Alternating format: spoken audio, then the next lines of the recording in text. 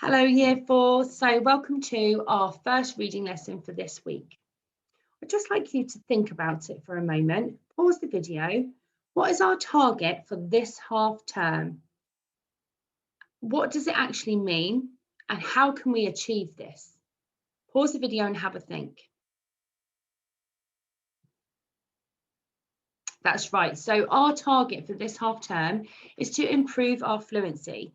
So this actually means the way that we read, so the way we read aloud, the expression we use, the way we pronounce the words and how accurately we pronounce them, so unfamiliar words particularly, okay? Reading aloud is going to help us to practice and become more fluent when we read.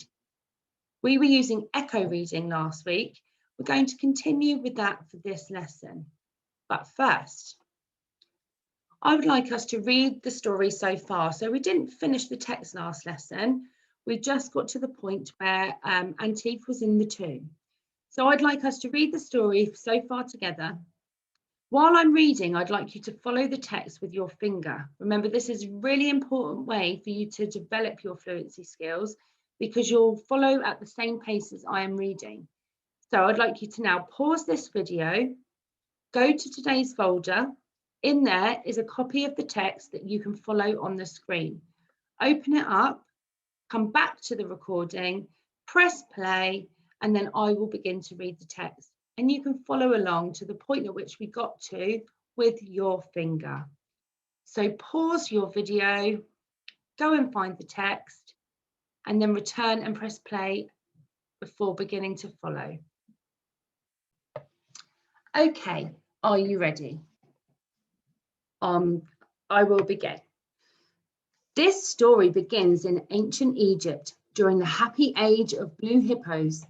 At that time, if you gazed at the watery marshes that lined the cities, you could see the hippos' backs curled up along the horizon.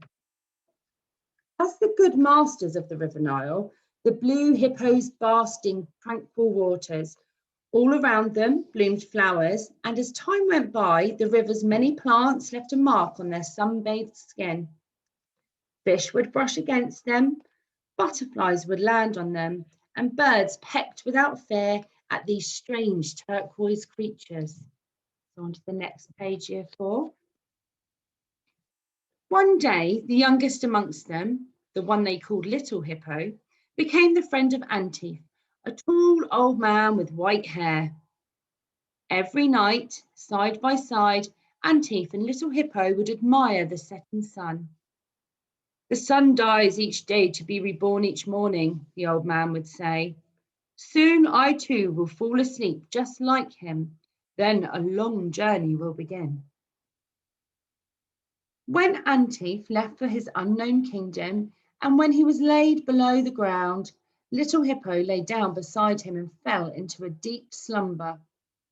Time went by, days, months, centuries. So on to the next page, Year 4.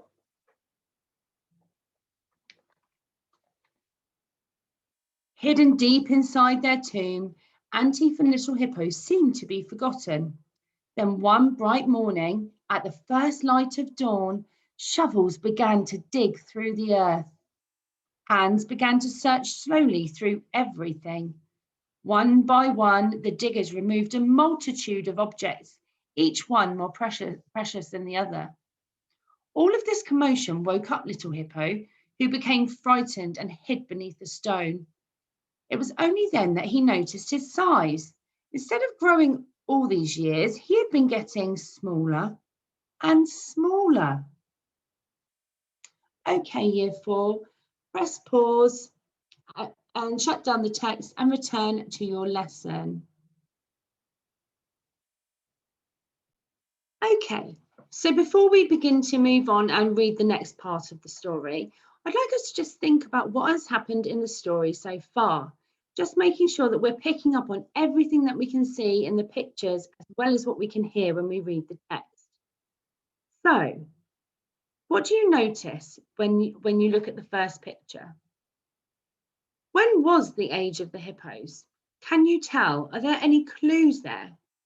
Well, if you look at the ancient Egyptians that are there and you look at the tools that they're using, the instruments, the boat that is being travelled in down the Nile, then you can see that these are images that show us that this is probably a long time ago. So it might be that it was thought that the blue hippo was a special kind of animal. Maybe they used to live along the River Nile. And then obviously he's gone on this journey with Antif and fallen into a deep, deep slumber. Remember, we found all of these words: marshes, horizon, the River Nile, admire, tranquil, basked. So you learnt a lot of new words last lesson. I have a new word for you today: archaeologist. Can you say that? Archaeologist. What does this word mean? Pause the video and have a think. What is an archaeologist? Use the pictures to help you.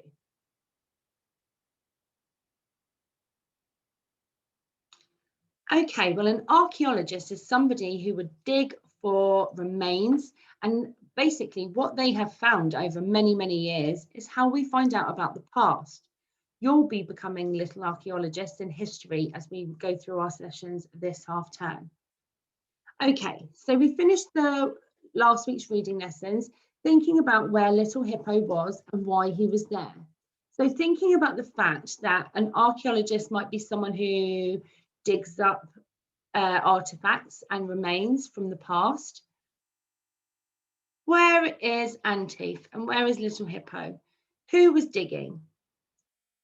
So we discussed last lesson that actually we thought they might be in a tomb. We know that pharaohs in ancient Egypt times were buried deep below the ground, and that actually people were very interested in digging and finding their treasures because they used to be buried with everything.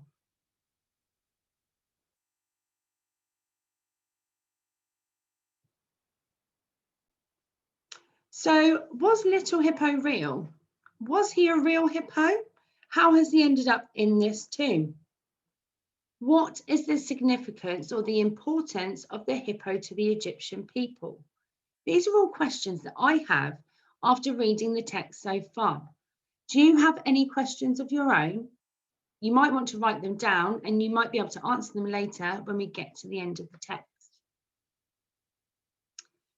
Okay, so for the rest of the lesson, you will be continuing to echo read with me.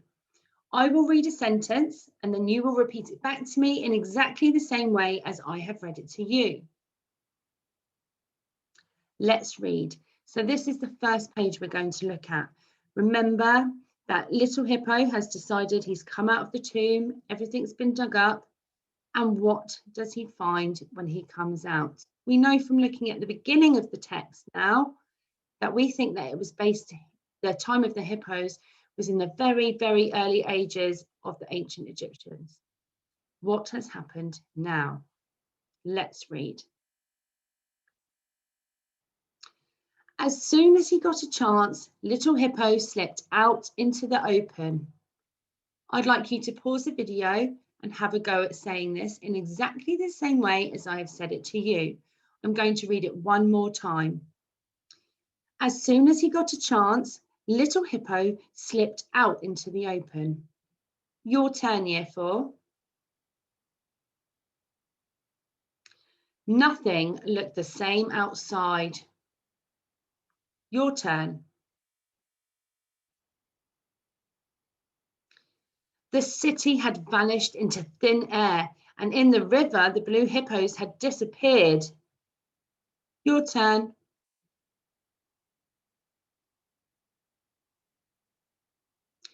Where were his brothers, his friends, his parents?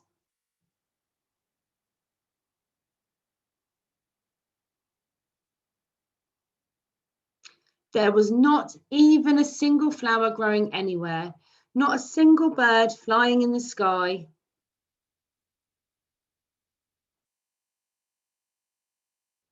Wind had taken them all away.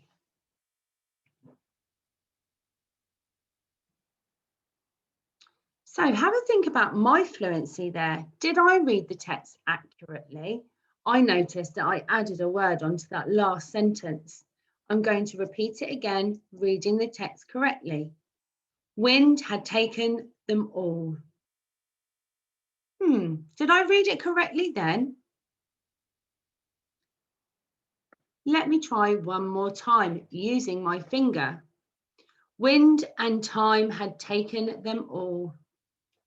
That's much better. So using your finger really helps you to be accurate when you are reading. I'd like you to make sure that you're doing that as you repeat your sentences back to me.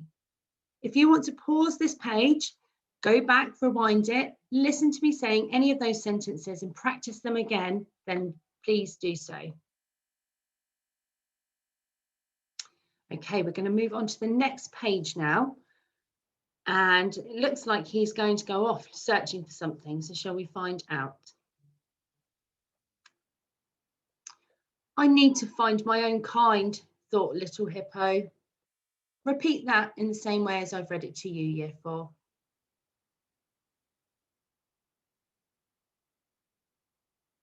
Perhaps they've left for distant lands, the one which Antif so often mentioned.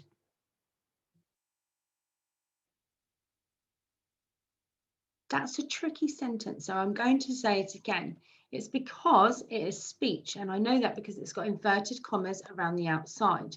So I need to use expression when I read that. Let's try that one more time. Perhaps they've left for distant lands, the one which Antif so often mentioned. Your turn to try that, Year 4.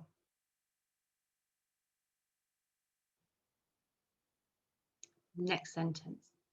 And so he began his journey, a minuscule blue spot in a big golden desert. Your turn.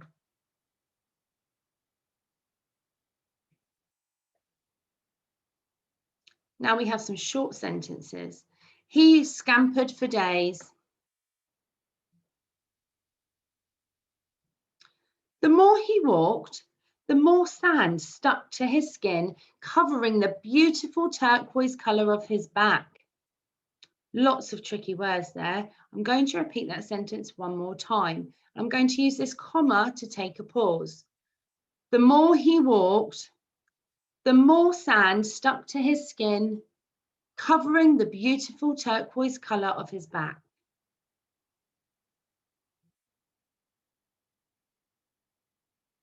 And the last sentence, Year 4. Soon he began to shine as brightly as the sun.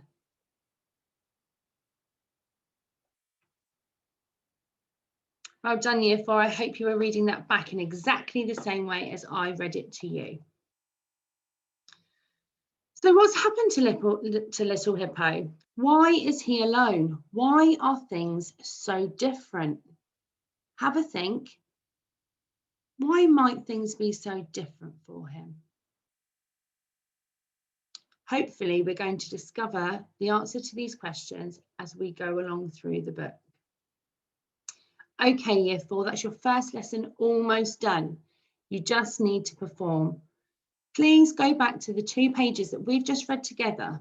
You can either practice reading both those pages if you're feeling really confident, or pick a couple of sentences just to challenge yourself, ones that you think have maybe tricky words in it or inverted commas for speech. Practice them and then find someone at home to perform to. Remember, you must read the text in the same way as I read it to you. So if you need to pause the video, rewind it and listen back to any of those sentences, then please do so. And I will see you on Wednesday for our second lesson this week. Well done, Year 4.